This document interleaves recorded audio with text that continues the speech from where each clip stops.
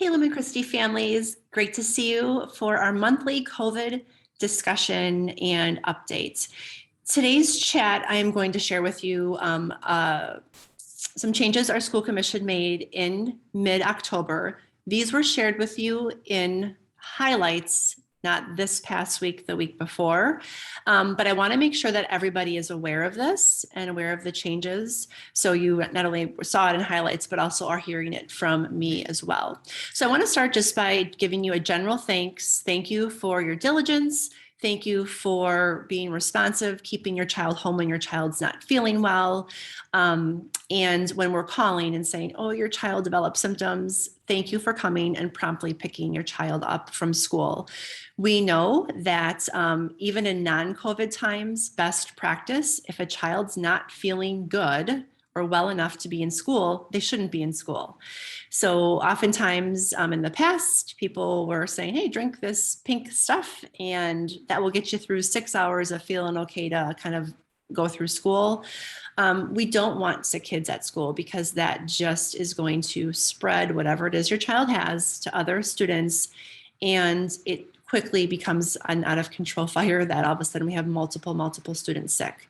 So that is something we want to make sure that we are expressing to you, and you're going to hear that from me all year. Sick kids, stay home. So the school commission in October met, and part of their meeting was to look at helping to bring some clarity to our families about when should a child get a COVID test. We started the year by saying any symptom should have a child getting a COVID test. So just one symptom of anything on that list. But we were seeing, I believe it was day 27 or 28, around that threshold of the school year, so mid-October, we had well over 100 students getting tested for one symptom. And those warranted or all came back with negative COVID test results. I think there might have been one out of that 100 or plus tests that maybe was a positive case. But we had multiple students who had been tested multiple times. And we were not seeing that was producing positive results from a testing. It was, again, causing confusion. So my child has a runny nose, they're getting tested for COVID and it's negative. And now 3 weeks later, they have a runny nose again, and I have to get them tested. And I did, and they're negative. So it wasn't, people were becoming confused. People were asking for something more streamlined that could be more of an aid to them than just this bulleted list of symptoms.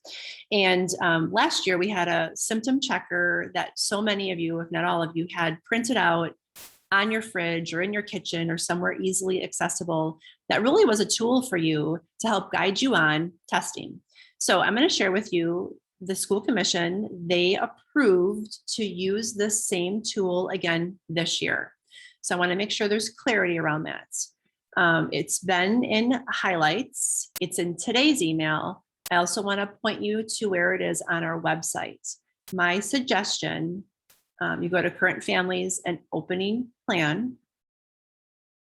My suggestion to you, it's going to be way at the bottom here. You're going to see here's our mitigation protocols. The last time we updated our protocols was September 10th.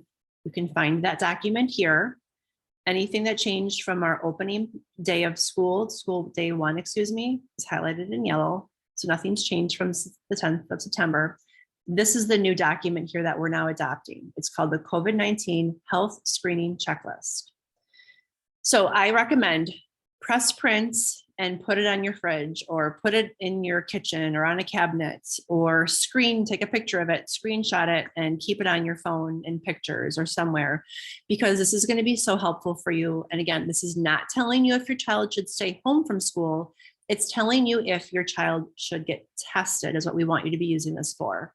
So the symptoms that you're looking for, if your child has a cough, if they have shortness of breath, or if they cannot smell or taste, any one of those, your child needs to be tested for COVID. Those are going to be the 3 most common indicators of COVID, and those are standalone. So not all of them, any one of these. Now, anything in the second part here, there needs to be a combination of 2. So if your child's waking up with a sore throat and they're extremely tired, they should get COVID tested. Not sure, they need to get COVID tested. If they have a sore throat and a runny nose, probably the most common things we're going to see, or a sore throat and body aches, or a runny nose and tired, there needs to be a COVID test. Now, if there's 3, yes, again, minimum of 2 here, COVID testing. So this should help guide you on what to do, hopefully, from that standpoint. If your child starts coughing in the classroom, please note, we're going to be calling you and saying your child's coughing, they need to be taken home and they can't return until we have a negative COVID test. So know that this is whether they can be in the facility or not, because these are going to be the most common COVID symptoms. Now, if your child gets COVID tested and they have this persistent cough and it's a negative COVID test, you would then consult your doctor and say, can we just say this is persistent cough and this is something my child has? If there's a note, then that's good to go. We talked about that earlier in the school year. As a side note, if your child has a fever, they should not be in school. It doesn't mean they have COVID. It means they're sick with something and they should stay home. That is an always rule. That's always been in place prior to COVID, ever since I've been in education. If your child has a fever, they should not be in the building. So know that that's why there's this little sort of triangle here. Same with diarrhea and vomiting. We don't want children who are vomiting in the building or with diarrhea. So those are 3 just general wellness pieces of information as well. So I hope that helps you to make those decisions. Also, I want to just again reiterate, if you are keeping your child home because now you have the screener as a tool, sore throat, muscle, body aches, I'm keeping my kid home, it's potential COVID, you are filling out this form. So you're going to potential COVID, you're clicking this form and you're filling this out. You will get a response back immediately, an automatic email as to next steps.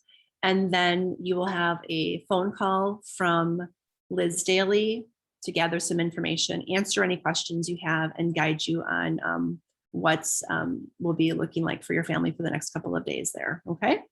So again, any questions, let us know. Thank you for your diligence and thank you for your support for the school. And we look forward to a healthy month of November.